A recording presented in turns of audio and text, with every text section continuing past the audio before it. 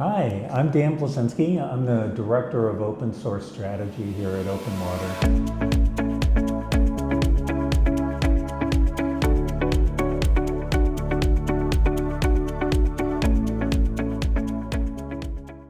Yeah, my primary role is really centered around building this community of developers, researchers, clinicians to foster this what's called the network effect of growing this open source medical device field, which is quite unusual in this space. So I'm excited to be a part of this community and developing this new thought. So it came about inorganically, really. So my background is really around IT. I worked for a company called SUSE. And SUSE, along with Red Hat and a number of other Linux companies, developed this concept of applying open source to the operating system, right? There was a gentleman that developed this concept, Linus Torvald, who worked with the founders at SUSE, said, hey, listen, we need this democratized approach to IT. At the time, Microsoft was closed, and to a degree they still are, but there was this utilitarian idea of opening up this operating system against a behemoth. And so as I entered into this IT space, I really started to witness what I call this network effect. At Microsoft, let's say they had 1,000 developers working on operating system. What Linux brought to the table was this open source where anybody could contribute to it. And over time, you saw this group of developers start to mushroom to hundreds of thousands. And this is where I really began to witness the proprietary and closed nature of medical devices. Was when I was working with Canon. It was a great company, don't get me wrong, but I started to witness that they spent a lot of money on research. It was very closed and very proprietary, and the aha moment for me was going to a conference at RSNA where we were building algorithms within Canon, and I quickly realized that when I visited Philips and Siemens and GE, they were basically doing the same thing that we were, just in their own format against their own proprietary systems. And I scratched my head and said, wait a minute, why isn't Linux, the concept of Linux, being applied to the medical device? Lo and behold, Openwater approached me and said, hey, we're building this open source community around medical devices and we want to utilize the same concepts of Linux, the two married together, and here I am. Yeah, it's really to get medical devices to as many people as possible around the world. There are 3.2 billion people that don't have access to medical technologies, and obviously they're in third world countries, but it just sort of opens your eyes that we are so much sheltered in the Western world that we have easy access to medical technology. And what Openwater brings to the table is, one, using consumer-grade electronics and software, in this case open source software, to reduce the cost of those medical devices so that they can be applied and used worldwide.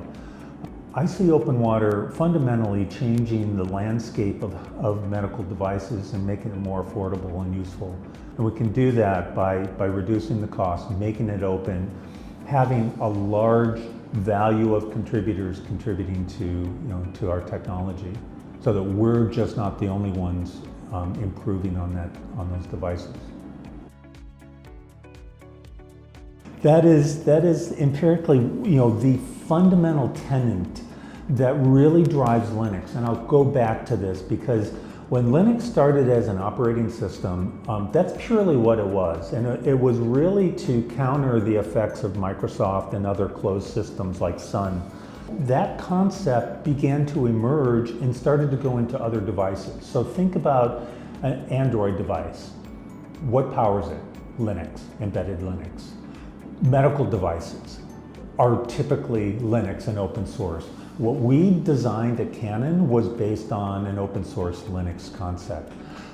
Think about all the Chat GPT, Claude, those are run in a data center that are run on Linux enterprise servers, right? So Linux began to proliferate and really become the dominant operating system and coding platform.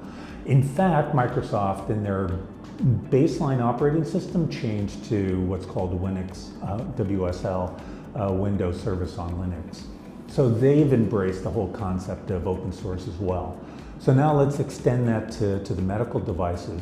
I believe that this industry is a little slow to adopt, but it's ripe for innovation in utilizing the contributions of the entire community. So this is the fundamental question that keeps coming up in an open source community is, well, how do you make money at this, right? If everything is free. And I will point to Red Hat, who IBM purchased for, I forget how much it was, like $3.2 billion as an open source company where they distribute a free software. So how do they become a $1 billion company? And the way that they do that is to ensure the source code is quality controlled, right? They go through a battery of tests to ensure that it's hardened, and they stand behind it, right? So when they distribute something, they ensure that their community, their customers, that they will protect it, right? They'll service it, they'll provide updates to it, and they charge for that service, right? And they've created a $1 billion company by doing that. Right? Now, again, the network effect is that everyone contributes to the base platform, which improves the quality, ensures that it continues to grow, new technologies come into the base platform, and that's what we want to do with medical devices. So there is something called patent trolling that China has been notorious for in the past, but I point to Linux, but let's talk about applications like TensorFlow, Kubernetes. There are a number of open source applications that are out there that are available and open, and they really haven't been a problem where someone has replicated it and then patented it and made it commercial, because what I believe happens is that the developers recognize, that mistrust when someone tries to extract commercial value. The whole premise of open source is being transparent, right? And the commercial entity just wants to make that a closed ecosystem where they're making money for themselves, right? What the community they'll rally around the individual or the company that's sort of open sourced everything. And I'll point to Kubernetes, where Google said, hey, everything is out there. Sure, you can replicate this, but we have 100,000 contributors contributing to Kubernetes and making it better over time, versus a commercial company with a smaller community that's being excommunicated because they've extracted this value that came from this open source community. So bottom line is no. I believe that people are good at nature, and what they want to do is they want to contribute to, as patients, as we're all patients, to medical devices, and I see this growing, not closing down.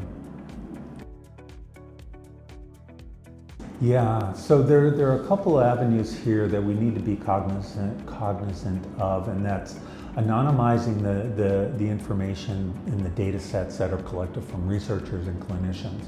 We are less of a data collection point, right? So our regulatory bodies will continue to manage patient information. What we're more concerned about is having a secure platform, so talking about data leaks, so it has to be secure, so it can't be hijacked.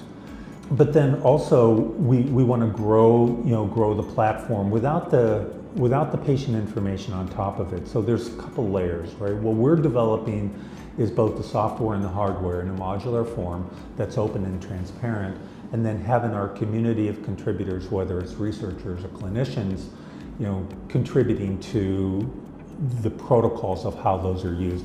And it's incumbent on them to ensure patient information.